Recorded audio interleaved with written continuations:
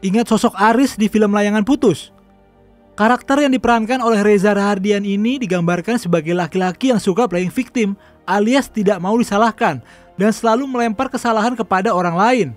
Tujuannya cuma satu, yaitu mendapatkan simpati. Nyebelin gak sih? Faktanya, karakter kayak Aris itu bukan cuma ada di dalam film.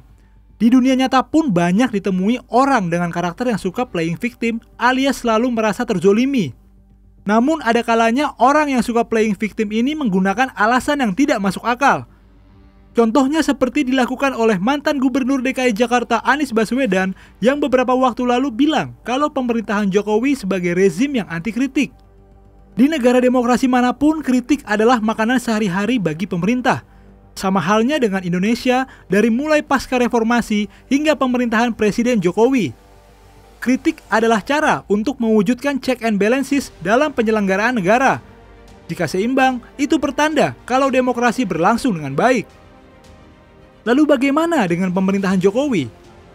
Dari yang kita lihat sehari-hari, presiden yang menjabat sejak 2014 ini sama sekali tidak alergi kritik.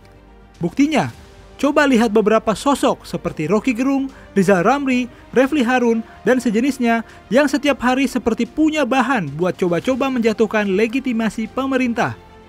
Atau kehadiran partai politik oposisi seperti PKS dan Demokrat yang bersuara nyaring merongrong pemerintahan Jokowi. Tidak ada satupun di antaranya ditangkap dan ditindak karena mengkritik pemerintah.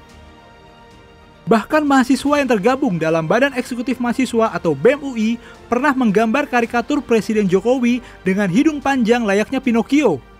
Belum lagi sebutan BEM UI kepada presiden yang cukup keras, yaitu King of Lip Service. Mereka menyuarakan kritik dengan nyaring, tapi pemerintahan Jokowi tidak bersikap galak atau sampai mengambil tindakan represif. Kritikan yang muncul justru terus hidup untuk mengimbangi roda pemerintahan. Makanya nggak heran kalau indeks demokrasi Indonesia pada tahun 2021 mencapai angka 6,71 atau lebih tinggi dibandingkan dengan tahun lalu, yaitu 6,30. Alhasil, Indonesia berhasil melesat dari urutan ke-64 menjadi 52 atau melesat 12 anak tangga. Beda soal dengan jika yang disampaikan adalah ujaran kebencian dan hoax. Jangankan presiden, rakyat biasa pun jika menjadi korban ujaran kebencian atau hoax harus dilindungi dengan hukum. Presiden Jokowi sendiri menjadi salah satu tokoh yang selalu menjadi sasaran ujaran kebencian dan hoax. Mulai dari isu Jokowi keturunan PKI, orang tua palsu, sampai ijazah palsu. Ada perbedaan jelas antara kritik dengan hoax. Mengacu pada pengertian Han Elkert and Matthew Gensko dalam sebuah jurnal, hoax atau fake news adalah sebuah berita bohong dan bisa menyesatkan. Berbeda dengan kritik yang muncul berdasarkan fakta yang terjadi di lapangan. Maka nggak heran kalau pemerintah tegas untuk menindak hoax karena bisa menyesatkan masyarakat. Sementara kritik tetap dibiarkan hidup agar ruang dialog tetap terjaga. Setiap pengambilan kebijakan tetap dilakukan dengan dialog terlebih dulu dengan masyarakat. Seperti Presiden Jokowi ketika masih menjabat sebagai Gubernur DKI Jakarta yang mengajak warganya makan siang bersama terlebih dulu sebelum melakukan relokasi warga di Waduk Riario tahun 2013 lalu.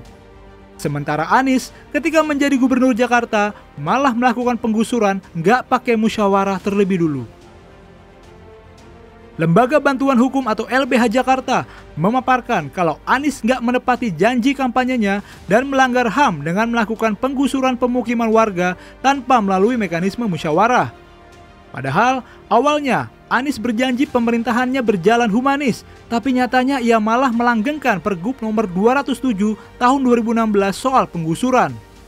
Makanya, penggusuran warga masih tetap terjadi dan menurut laporan dari LBH Jakarta, sejak Januari sampai September 2018 terjadi 79 kali penggusuran di DKI Jakarta. Kalau melihat fakta-fakta seperti itu, masuk akal gak tuduhan Anies kalau pemerintahan Jokowi anti kritik? Jelas nggak masuk akal. Yang ditindak pemerintah selama ini adalah para penyebar hoax. Sementara para pengkritik masih terus-terusan bebas ngomong sampai hari ini. Dalam hal ini, justru Anies yang punya PR besar untuk mendidik simpatisannya supaya nggak lagi bermain-main dengan ujaran kebencian dan hoax. Anies juga perlu berhati-hati sebab tuduhannya yang tak berdasar bisa menjadi perlindungan bagi orang-orang yang menyebar hoax tapi mengaku melakukan kritik. Ini berbahaya.